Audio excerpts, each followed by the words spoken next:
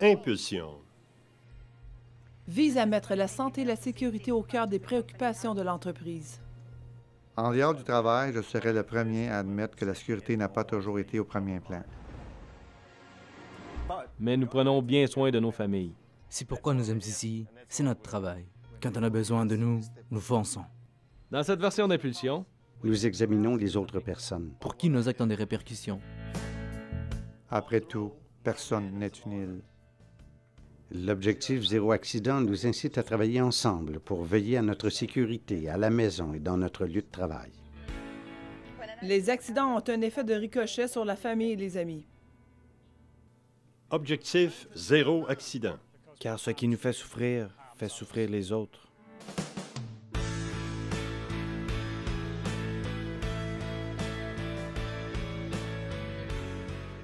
S'il m'arrivait quelque chose, qui est touché par ricochet? Un enfant fait un dessin pour son papa qui n'est plus là. Un confrère de travail ne peut plus faire les choses qu'il aime. l'équipe ne peut pas compter sur vous pour la prochaine partie. Nous avons recueilli dans l'ensemble du monde Fleischer des histoires qui montrent les répercussions des accidents et des maladies sur les autres. Il change la vie des confrères de travail, des familles et des amis. S'il m'arrive quelque chose, qui est touché par ricochet? Bonjour, il m'appelle Fernando Maya. Il travaille pour Rocla. Il était coordinateur de la production pendant 31 ans. Il y a une dizaine d'années, il a poussé un tuyau avec un collègue. Mon collègue a glissé et il a reçu tout le poids de la conduite sur le dos. Et c'est ainsi qu'il me suis blessé au dos. Depuis, il est très mal au dos et ce problème a vraiment perturbé mon existence. Par exemple, il doit renoncer à tous mes passe-temps. En ce moment, il doit compter sur ma famille pour faire les choses nécessaires. Les enfants comprennent et c'est de faire ce dont je suis incapable de faire. Une des conséquences de cet accident, c'est que nous ne pouvons plus compter sur l'expérience de Fernando pendant la formation. Ça nous manque vraiment depuis qu'il s'est blessé. En tant que superviseur, on essaie de donner une formation aux gens pour faire en sorte qu'ils travaillent en toute sécurité. Mais vous savez, on ne s'attend jamais à un accident. Et pourtant, j'en ai eu un. Maintenant, nous essayons de nous interroger sur ce que nous faisons, sans tenir pour acquis que c'est une méthode et qu'elle a fait ses preuves. Quand Fernando s'est blessé au dos en faisant rouler un tuyau, c'était une tâche simple, de tous les jours, mais personne ne s'est posé de questions. Personne n'a fait d'analyse pour savoir ce qui se passe si une personne glisse, mais l'accident de Fernando nous a fait voir les choses autrement et nous questionner sur ce que nous faisons.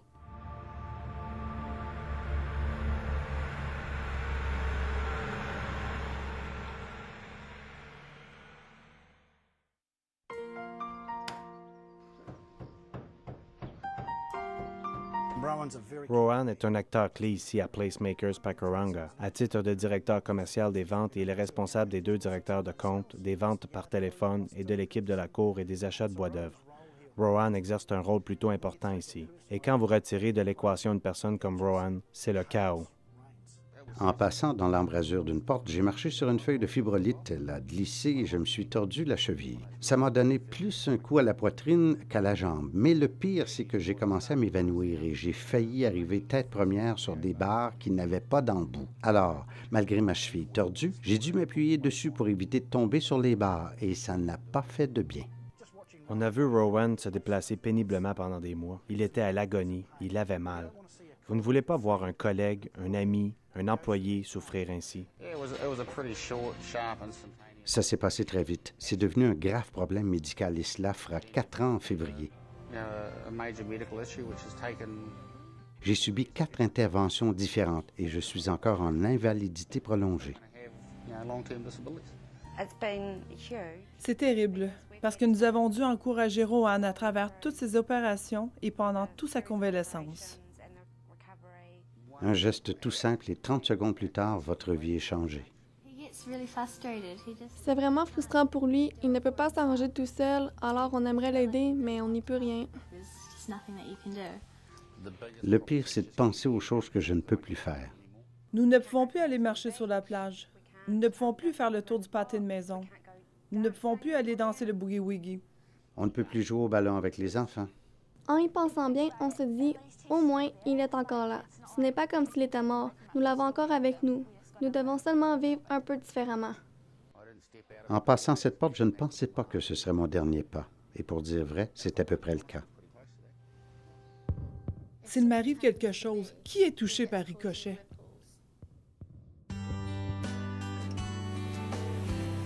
Je m'appelle Nick Hudson. Je suis mécanicien d'entretien dans la section à valeur ajoutée de l'usine Laminex de Welshville à Perth, en Australie-Occidentale. Nick travaillait sur la table élévatrice à ciseaux de la machine qui est derrière nous. Elle était montée et il est entré en dessous pour faire ce qu'il avait à faire. Je travaillais sur le système hydraulique. J'ai enlevé un bouchon sur le système hydraulique et la table élévatrice s'est abaissée sur moi. J'ai subi une quadruple fracture du bassin. J'ai passé 4 jours et 4 nuits à l'hôpital. J'ai été en béquille pendant environ 6 semaines. J'ai fait de la physiothérapie et une chose puis une autre pendant environ 9 mois. Le spécialiste m'a dit que je ferais probablement de l'arthrite au bassin et à l'articulation lorsque je serais un peu plus âgé.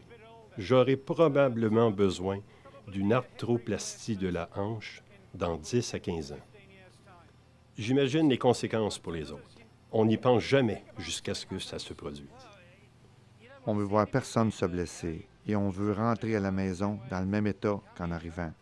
Ma femme était très inquiète à mon sujet. Elle a dû me soigner pendant ma convalescence et elle a manqué bien des journées de travail à cause de mon accident. C'est un cas classique d'un bon gars qui voulait simplement faire du bon travail, mais qui a pris un raccourci. En essayant de nous éviter une perte de production, il a essayé de faire le travail en employant un moyen rapide. Il a pris un risque, mais ce n'était pas payant. Si les choses s'étaient faites correctement et dans les règles, je pense que nous aurions pu éviter cet incident. Avec le recul, j'ai fait l'erreur de ne pas prendre le temps de penser à ce que je faisais.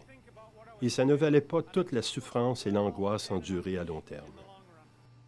Et il a failli y avoir une affreuse tragédie.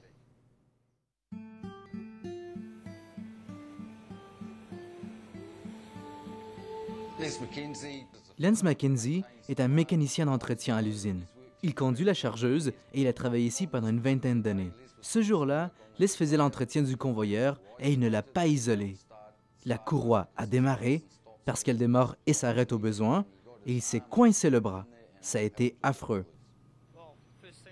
J'ai d'abord pensé, ça va aller mal. Je me demandais jusqu'où j'allais être entraîné et quand la courroie allait s'arrêter. Ou si j'allais m'en tirer vivant. C'était, oui, pas mal effrayant. La première réaction a été « Qu'est-ce qu'il a fait? Pourquoi ne l'a-t-il pas isolé? » Et ensuite, on peut dire en choc. J'étais surtout inquiet pour John, mon collègue, le premier rendu sur place. Il semblait vraiment sonné. Les avait le visage pressé contre le tambour, le bras enroulé autour. Ce n'était pas beau à voir, et c'est vraiment affreux de voir votre compagnon de travail pris dans cette situation. J'ai eu le bras écrasé à 4 endroits et mes nerfs étaient gravement endommagés. Cet accident a vraiment changé nos attitudes envers la sécurité. Nous veillons à ce que personne ne fasse une manœuvre comme celle-là sans isoler le système d'entraînement. Nous travaillons tous ensemble pour cela et nous gardons un œil les uns sur les autres. Même maintenant, j'ai encore l'impression d'avoir le bras écrasé à cause des lésions nerveuses. La circulation sanguine est mauvaise dans la main parce que je n'arrive pas à la bouger. Je me suis brûlé à la main à peu près 5 fois parce que je n'ai plus de sensation. Quand je la pose sur quelque chose de chaud, je m'en aperçois pas. Je ne me suis pas suffisamment concentré sur mon travail. Je pensais avoir fait quelque chose, mais je n'ai pas vérifié. J'ai eu un moment de distraction et je suis maintenant handicapé à vie. Ça ne valait pas la peine. S'il m'arrive quelque chose, qui est touché par ricochet?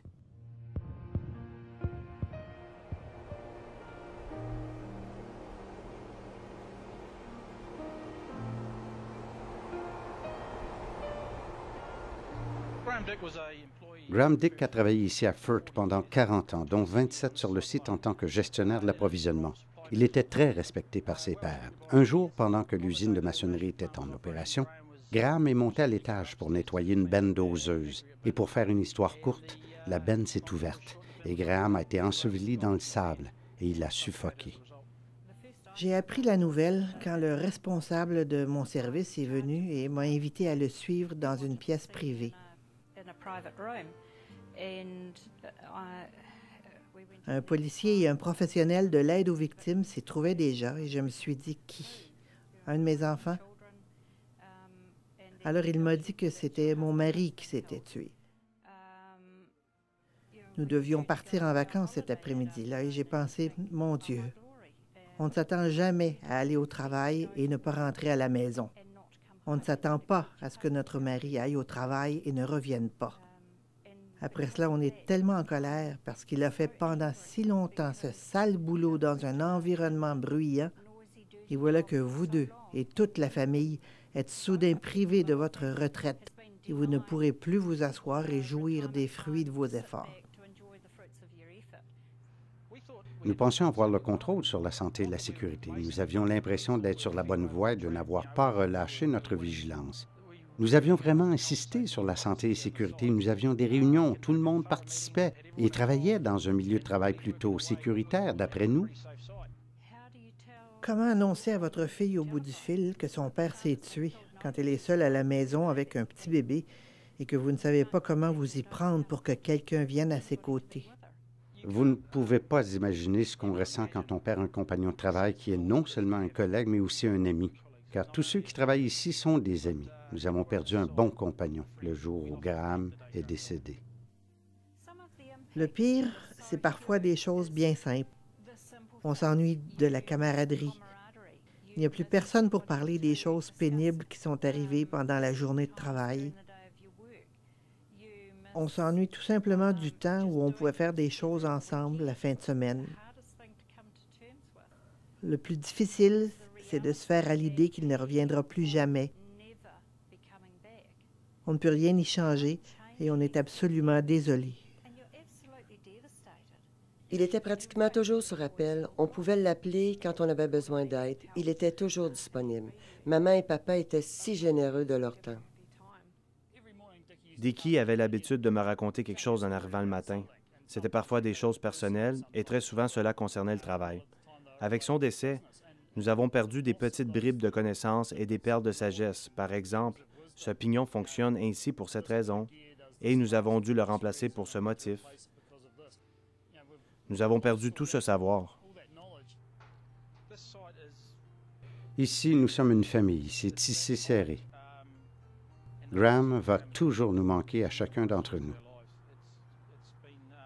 Nous avons tous été profondément marqués, c'est certain. Je n'ai pas encore d'enfant, mais il ne sera jamais là pour mes enfants. Je suis désolée.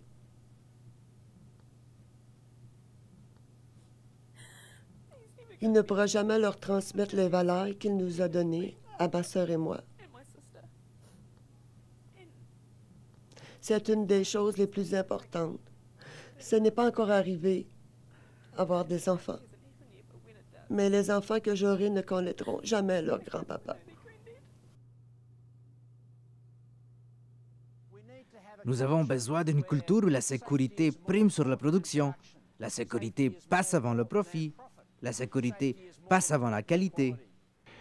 J'en ai assez d'entendre les gens dire « Vous ne pouvez pas éviter tous les accidents », car je n'ai pas encore trouvé un seul accident qu'on n'aurait pas pu éviter si on avait vraiment réfléchi.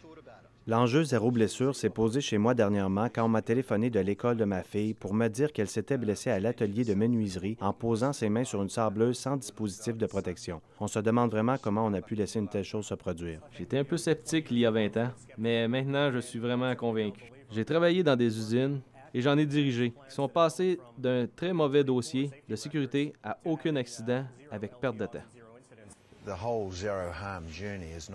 L'aventure zéro blessure ne se limite pas à venir au travail et à penser sécurité pendant 8, 9 ou 10 heures par jour, mais c'est tout un mode de vie.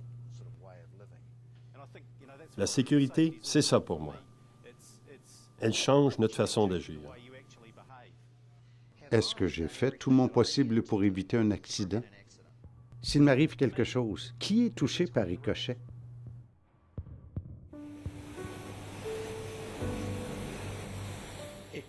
Peut-être les gens qui comptent sur vous au sein de l'équipe. Peut-être vos enfants. S'il arrive quelque chose, ils peuvent être marqués pour toujours. Un accident peut briser des vies. Vous ne pouvez pas prévoir toutes les conséquences. Il suffit d'un instant pour changer toute une vie. Un comportement dangereux, c'est comme faire rouler les dés. J'ai fait rouler les dés, j'ai pris un risque et je me suis blessé. Ça ne valait pas la peine. Je vous en prie, pas d'accident, pas de comportement dangereux. 0 blessure, pas d'effet ricochet. Personnellement, j'estime que tous les accidents sont évitables. Si vous avez une culture dans laquelle chaque personne, chaque employé est axé sur la sécurité, s'occupe de ses compagnons de travail et suit les règles, il est possible d'y arriver. Et je ne veux pas que d'autres familles ou des veuves soient privées du temps qu'elles auraient dû partager avec leurs partenaires. Nous devons nous prémunir contre cela et demeurer vigilants. Les gens disent « le temps va arranger les choses ». Mais croyez-moi, c'est pas vrai. Alors pour l'amour de Dieu, prenez soin de vos compagnons de travail. Faites attention à tout ce que vous faites. Ne faites pas preuve de complaisance car il est impossible de revenir en arrière. Vous ne pouvez pas ramener la personne qui est morte devant vous.